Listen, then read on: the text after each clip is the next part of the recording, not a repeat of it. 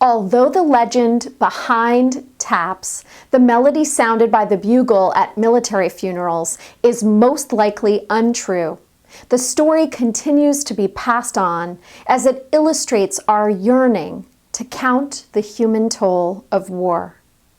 In 1862, during the Civil War, Union Army Captain Robert Ellacombe was with his men near Harrison's Landing in Virginia.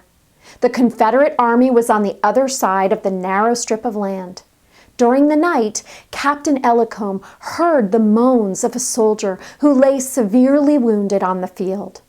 Not knowing if it was a Union or a Confederate soldier, the captain decided to risk his life and to bring the stricken man back for medical attention. Crawling on his stomach through gunfire, the captain reached the soldier and began pulling him towards his encampment. When the captain finally reached his own lines, he discovered that it was a Confederate soldier, and the soldier was now dead. The captain lit a lantern, caught his breath, and went numb with shock. In the dim light, he saw the face of the soldier. It was his son. The boy had been studying music in the South when the war broke out. Without telling his father, he had enlisted in the Confederate Army. The following morning, heartbroken, the father asked permission of his superiors to give his son a full military burial, despite his enemy status. His request was partially granted. The captain had asked if he could have a group of Army band members play a funeral dirge for his son. That request was turned down since the soldier was a Confederate. But out of respect for the father, they did say that they could give him one musician. The captain chose a bugler. He asked the bugler to play a series of musical notes that he had found on a piece of paper in the pocket of the dead youth's uniform. This wish was granted. I have paid close attention to the language that is being used in this time of a pandemic. Many health caregivers, especially in hotspots, have described what they have witnessed with metaphors of war. I know a lot of people are uncomfortable with conflating war and pandemic, and I agree. However, having had pastoral sessions with veterans over the years, I understand where it is coming from. First, we cannot see the coronavirus, and it packs deadly force.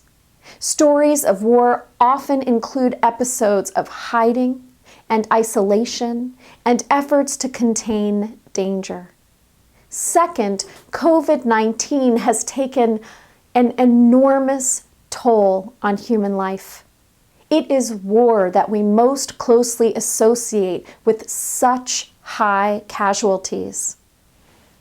Third, families that pay a disproportionate price in war, both civilians and military members, are often those on the margins of society.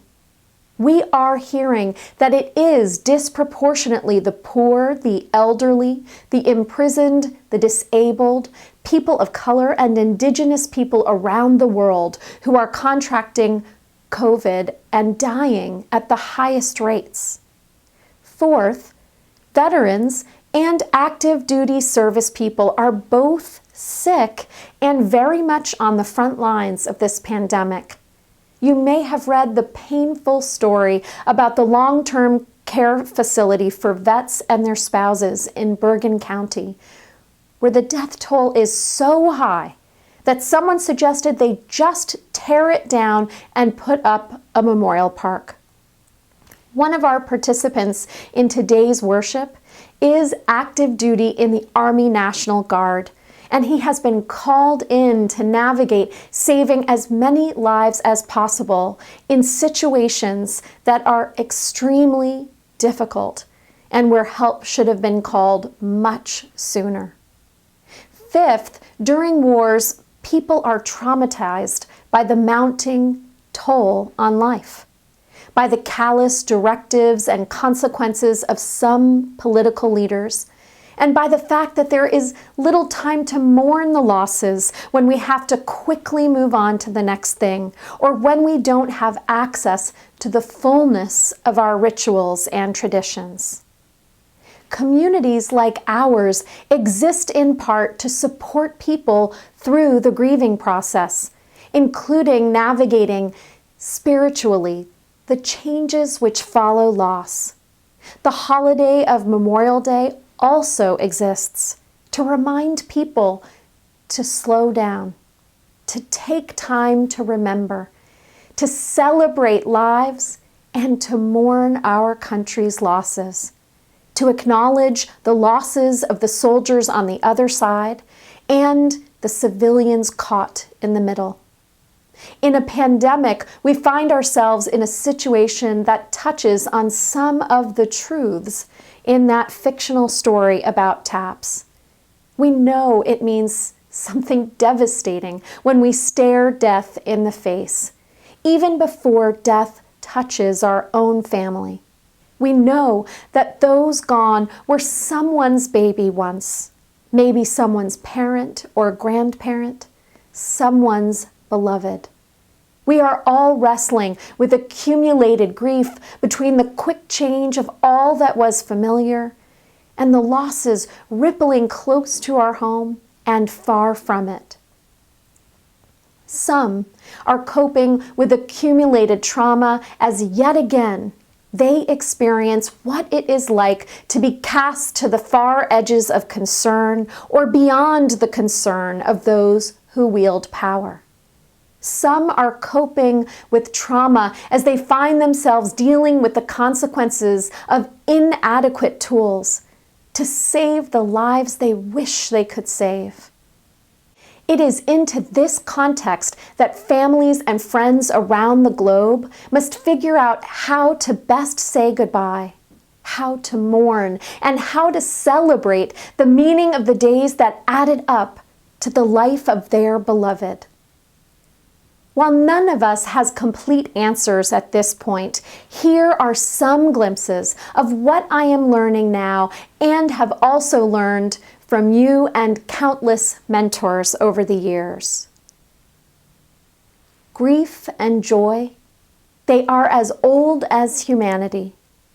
Bring time-tested teachings to your mind as you navigate grief. One example are the 5 stages of grief captured so well by Elizabeth Kubler-Ross. Denial. This isn't happening to me. Anger. Why is this happening to me? Bargaining. I promise I'll be a better person if. Depression. I don't care anymore. Acceptance. I'm ready for whatever comes. The self-reflective question, what stage of grief am I in, can help you be in touch with what might be a pathway of healing. Pushing away the reality of grief never works for long. Look to time-tested rituals and hold them more loosely in this period of upheaval. While large in-person funerals and memorials are not possible right now, we are in the process of discovering new ways to accomplish what happens in those gatherings. Sharing the burden of our grief and the stories of our beloveds is still important. Reaching out with caring compassion to let someone know they are not alone in holding their grief is still so important. Affirming that although our dead are gone, their love lives on and impacts us eternally is still very important. A pandemic, like war, reminds us that we are oh so mortal. None of us knows when exactly our life will end, but we know that it won't last forever. Yet in some spaces, to speak of death, the most natural of events, is discouraged or even taboo. What I can tell you, as one whose job it is to hold space for the dual reality of birth and death, is that when you have the courage to imagine and begin to name what you hope for when your time comes, whether because of old age or like an unexpected thief in the night, the people that you love, they will receive a gift. They will know from you some of the specifics about how you wish to be honored. Now, don't be overly prescriptive and leave room for them to name what they need to grieve your loss as well. What I have witnessed is that when people take the time to shape the kind of end they hope for and the way that they wish to be remembered, maybe the most important thing that happens is that they also shape the remaining days that they have left. Those remaining days, whether thousands, hundreds, or only several, are so precious.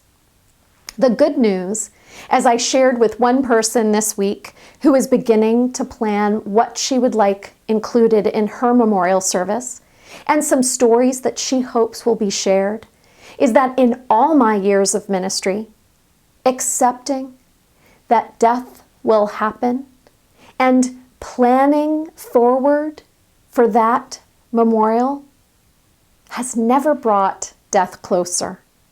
I remember fondly my meetings with a woman who thought that she didn't have much time left. We met together for 10 years. So let the truths of Memorial Day in a pandemic do their work on your heart. May they invite you to feel your grief in this incredible, heartbreaking season of loss.